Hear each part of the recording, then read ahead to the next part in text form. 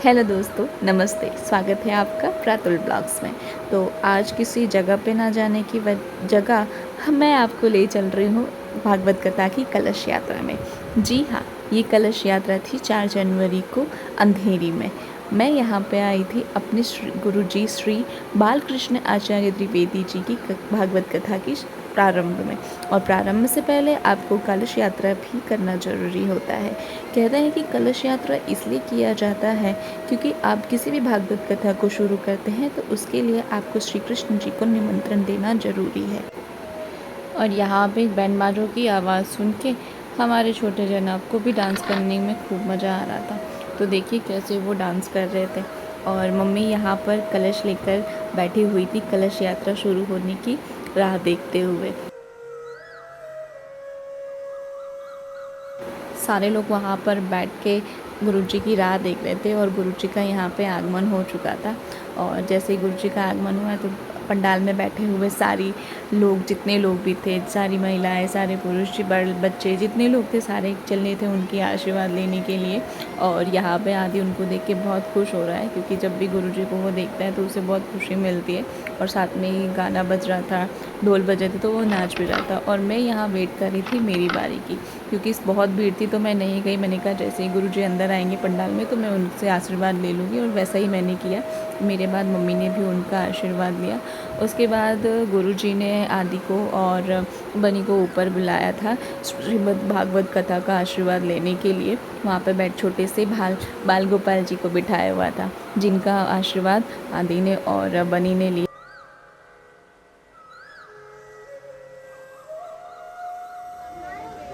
आशीर्वाद लेने के बाद वापस से गुरुजी ने बनी को ऊपर बुलाया था क्योंकि अब प्रारंभ होने वाला था कलश यात्रा। और कलश यात्रा से पहले जो ये भागवत कथा जिससे गुरुजी भागवत पढ़ने वाले थे, वो भागवत की किताब जो वहाँ के जजमान थे उन्होंने अपने सर पे रखा और गुरुजी ने वो भागवत की किताब सबके सर पे रखा। जितने वहाँ पर उपस्थित जजमान थे सबके सर पे उन्होंने रखा। और उसके बाद ये कलश यात्रा को उन्होंने आरंभ किया। और कलश यात्रा में मैं पहली बार भाग ले रही थी तो मैं बहुत एक्साइटेड थी ये देखने के लिए कि एक्चुअली कलश यात्रा में होता क्या है। क्योंकि हमेशा मैं सुनते आ रही थी कि भागवत कथा शुरू होने वाली है और पहले दिन कलश यात्रा है। तो आज मैं एक्साइटेड इस चीज़ के लिए थी कि मुझे देखने को मिलेगा, मैं वहाँ पे उपस्थित हूँ इन सारी चीज़ों को देखने के लिए कि कलश यात्रा में कैसे क्या होता है।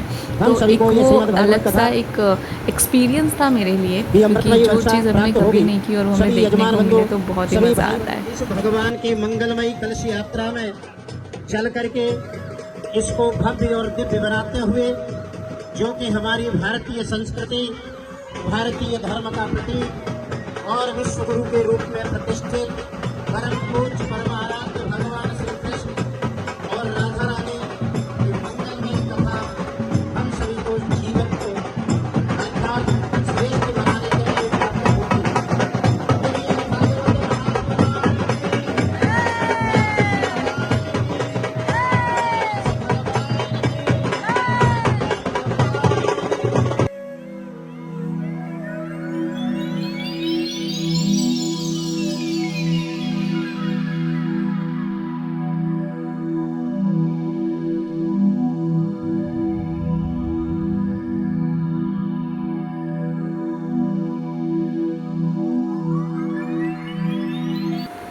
कलश यात्रा को शुरू करने के लिए गुरुजी ने सबसे पहले रथ को प्रणाम किया और फिर उसके ऊपर विराजमान हुए।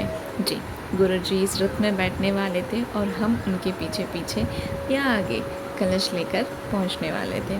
और साथ ही गुरुजी के साथ श्री कृष्ण जी और राधा रानी जो बने हुए थे उन लोगों ने भी अपना स्थान ग्रहण किया। और फिर यहाँ पर बैंड बाजों में थोड़ी सी मस्ती करते हुए हम लोग फिर आगे की तरफ बढ़ने लगे।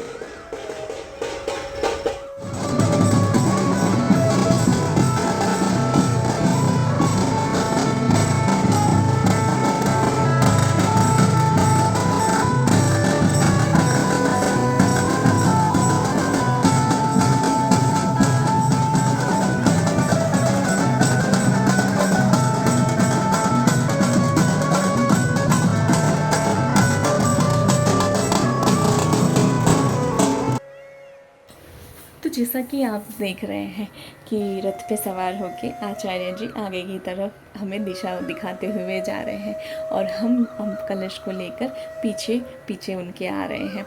और यहाँ पे एक सवाल शायद आपके मन में आ रहा होगा कि अगर मैं कलश यात्रा में भाग ले रही हूँ पहली बार तो मैंने कलश क्यों नहीं उठाया था।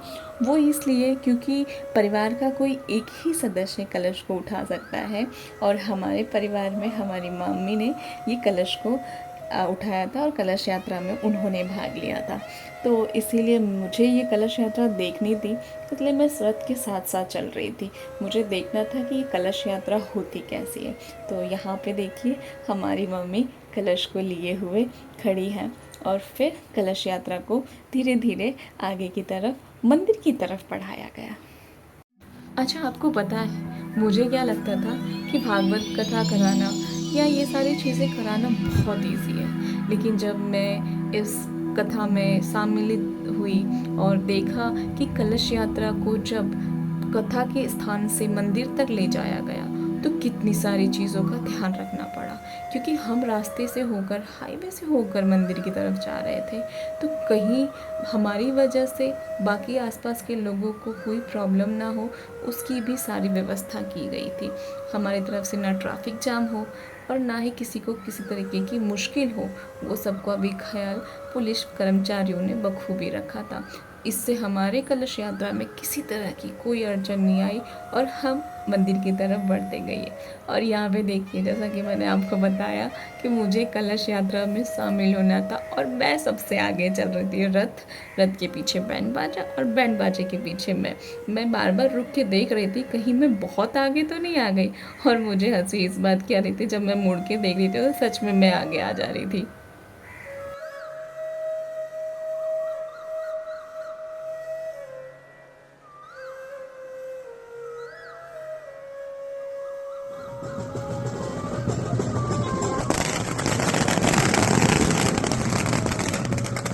कुछ 45 मिनट की यात्रा करने के बाद हम लोग पहुंच चुके थे कृष्ण जी के ये मंदिर।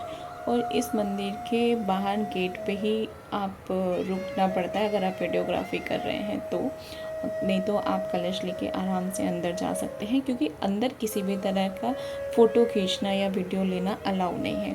तो मैं अंदर की तरफ का तो आपको नहीं दिखा सकती, लेकिन हाँ, अंदर श्री कृष्ण और राधा जी की बहुत सुंदर मूर्ति रखी हुई है और इनके गेट पे ही लिखा हुआ है भागवत गीता प्रवचन।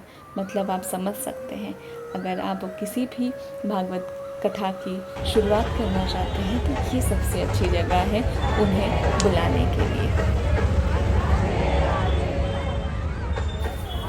कृष्ण जी को दर्शन करने के बाद, उन्हें आमंत्रित करने के बाद हम लोग निकल चुके थे भगवत गीता जहाँ पे होने वाला था उस स्थान पर।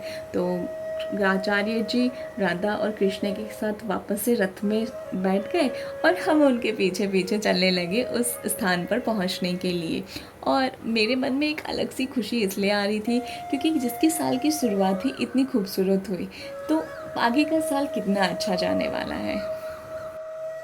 और यहाँ पे मम्मी अपने कलश को लेकर जा रही हैं भागवत गीता के स्थान पर। उनको भी बहुत अच्छा लग रहा था कि मतलब वो इस कलश यात्रा की भागीदारी बनी।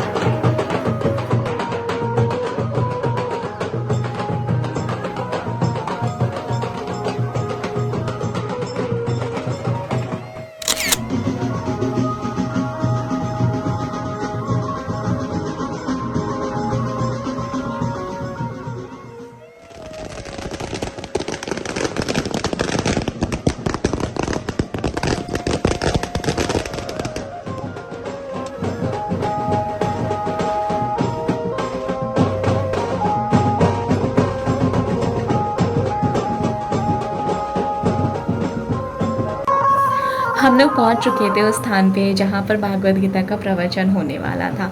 सारी महिलाएं अपने कलश को लेकर वहाँ पर पहुँची थी और गुरुजी के अंदर जाने के बाद कुछ देर तक सभी लोगों ने वहाँ पे थोड़ा सा डांस किया, क्योंकि ये भी ज़रूरी है कि अगर आप खुश हैं तो आप झूम उठते हैं भगवान की भक्ति में। तो काफ़ी जो औरतें थी आसपास की, उन्होंने डांस किया। डांस करने के बाद हम लोग पंडाल के अंदर चले गए, क्योंकि गुरुजी वहाँ पर आगे का जो भी कार्यक्रम था वो आरंभ करने वाले थे। तो चलिए देखते हैं कि अंदर जाके क्या होता है।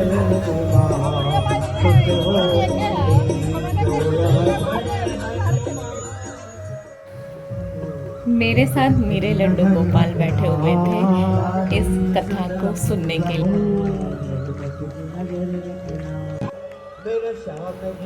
और आरती होने के बाद आचार्य जी ने अपना कथा प्रारंभ किया और बीच बीच में जो ये सुंदर सुंदर भजन गा रहे थे, ये लोग वृंदावन से आए थे जो यहाँ पर बैठकर भजन गा रहे थे। और आदि भी इन भजन को सुन के खूब मस्त हो रहा था। और भजन सुनने के बाद वहाँ पर बैठे हुए लोगों का प्रतिक्रिया देखने लायक था। सारे लोग खड़े होकर भगवान के भजन में लीन होके मस्त होके झूम रहे थे। और क्या महिलाएं क्या बोल से, कोई किसी चीज़ को नहीं देख रहा था। जब भगवान की भावन भक्ति में कोई लीन होता है तो लीन हो जाता है। और इनको देखकर मुझे भी भक्ति में लीन होना यानी झूमने का मन किया और मैं भी उठ के चली गई इनके साथ झूमने के लिए। वो आपको देखने को नहीं मिलेगा। क्यों? क्योंकि जब मैं ही झूम रही हूँ तो फिर वीडियो कौन निकालता। तो भगवान का पहला दिन बहुत सुखी से समापन किया गया और फिर आरती की गई। आरती करने के बाद वहाँ पर बैठे हुए सारे भक्तों को प्रसाद मिला गया। सच बताऊँ तो पहला दिन इतना सुकून मिला, मुझे नहीं लगा था कि इतना कलश यात्रा में इतना लोगों को आनंद आता है। मुझे तो बहुत आया। आप बताइए, आपने कभी किसी भगवद गीता पे जाके कलश यात्रा में भाग लिया है क्या? नहीं लिया है तो एक बार जाके जरूर लीजिए। मैं सच कह रही हूँ, आपको बहुत आनंद आएगा क्योंकि ये भगवान की चीज़ें हैं। जय श्री कृष्ण। चलिए आप राधे राधे करते रहिए और भागवत गीता भी पढ़ते रहिए। और हम चलते हैं अब किसी नई जगह पे, या मैं आपको मिलती हूँ किसी नई चीज़ के साथ नेक्स्ट व्लॉग में। तब तक के लिए आपको क्या करना है? राधे राधे करना है और इस चैनल को लाइक शेयर और सब्सक्राइब करना है।